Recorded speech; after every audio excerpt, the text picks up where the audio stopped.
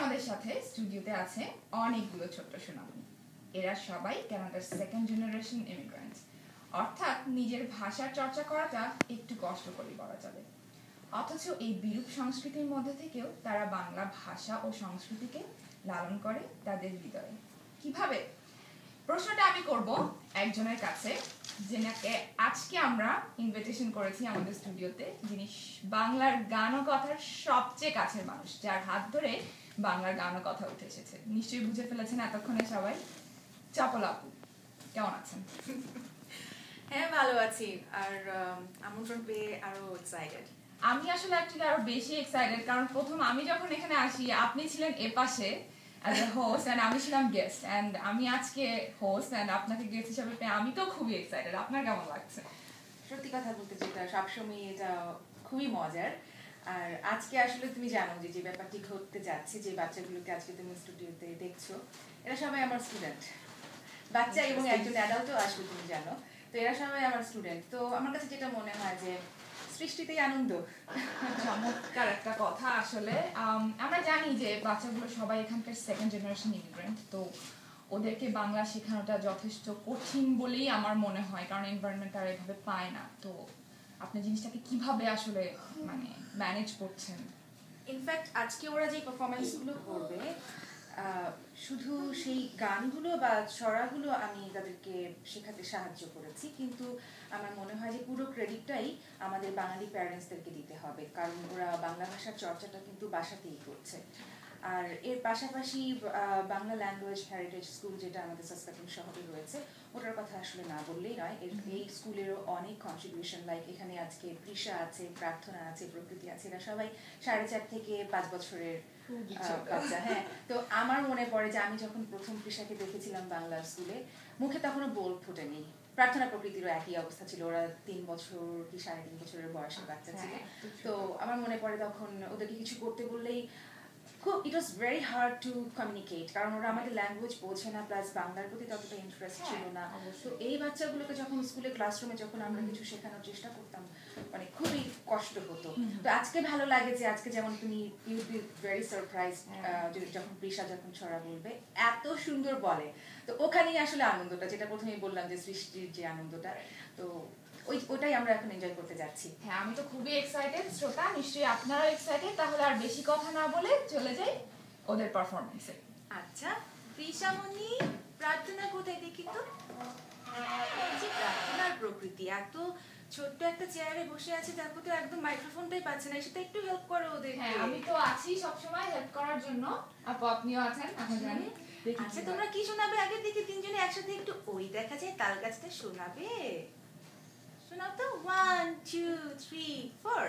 ওই দেখা যায় তাল গাছ, ওই আমাদের গা, ওই কানেতে বাস করে কানার বগিচা। ও বগিতো খাস কি, পান্তা ভাত চাস কি? পান্তা ভাত আমি খাই না, পুঁটি মাছ পাই না। যদি পাই অমনি ধরে গাপুস গুপুস খাই। বাহ, একসাথে বাহ। আমার মনে হয় যে আমাদের শ্রোতারাও হয়তো আমাদের সাথে একসাথে বাহ বলবে ও পাশ থেকে। তো এটা তো শুনলে এই ওই দেখা যায় তাল গাছ। ইনফ্যাক্ট বাংলা স্কুলে এই ছড়াটি দিয়ে ওদের প্রথম ছড়া বলাটা শুরু হয়েছিল। আমি জানি না কিভাবে ওরা এতটা মনে রাখছে। বাচ্চারা সব পারে, আমার তাই মনে হয়। তো ওরা তিনজনই কিন্তু একসাথেই শিখেছিল, এবং ওখানেই ওদের তিনজনের বন্ধুত্ব, প্রথম বন্ধুত্ব, এবং সেই বন্ধুত্ব এখনো অটুট।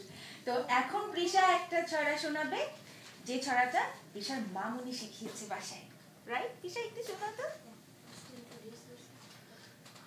বলো দেখি। আমার নাম তৃষা, আমি একটি কবিতা বলবো। কবিতার নাম আমি হব, লিখেছেন কাবিনা গালিসন। আমি হব সকাল বেলার পাখি, সবার আগে কুসুম বাগে উঠবো আমি জেগে জাগি। সূর্যি মামা জাগার আগে উঠবো আমি জেগে। সকাল ঘুমোয় কোন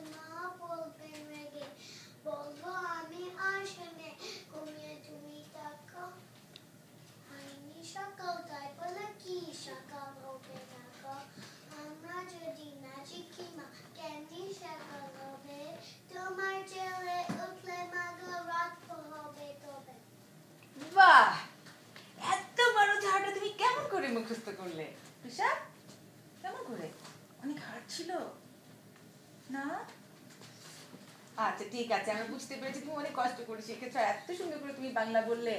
আমি আমার প্রিয় শ্রোতা, এই প্রিশার যারা বাবা মা তাদের জন্য বড় একটা ক্লাব দেবেন আপনারা, এবং তারা যেন এটা ধরে রাখতে পারে, প্রিশাকে এই বাংলা এইভাবে শিখিয়ে যেতে পারে, তার জন্য আমরা তাদেরকে অনেক অনেক আশীর্বাদ করছি, এবং আমরা চাচ্ছি তারা তাদের এই স্পিরিটটা যেন ধরে রাখে।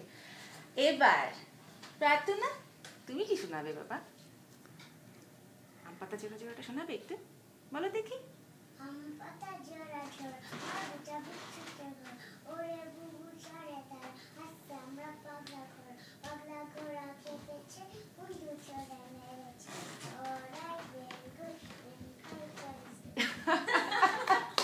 অলরাইট ভেরি গুড, মেম খাই চাউস গুড। It's so funny. এই ছড়াটা আমি বাংলাদেশ থেকে একটা আদর্শলিপি আনিয়েছিলাম, তো সেখানে পেয়েছি। তো এই অলরাইট ভেরি গুড মেম খাই চা বিস্কিট আমি জানি না এটার মানেটা কি, বাট আমাদের সময় আমরা এটা শিখিনি। ওরা তো আসলে আমাদের থেকে অনেক অ্যাডভান্সড মনে হয়, এই জন্য আরো অনেক কিছু ওরা নিজেই শিখে ফেলে। এটাই। আচ্ছা, তারপরে প্রকৃতি, কোথায়? তুমি কোনটা বলবে দেখি,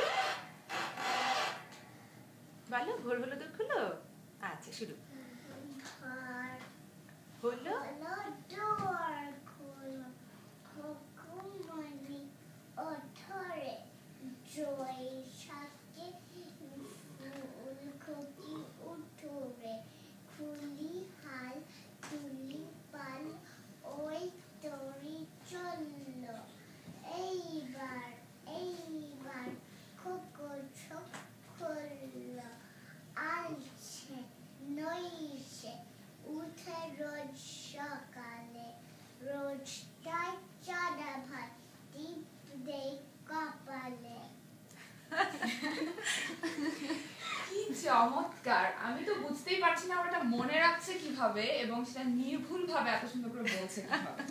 আমি নিজেও এত ভালো পারবো না। আচ্ছা, আমার এই পাশে রয়েছে আচ্ছা, নাফেরা।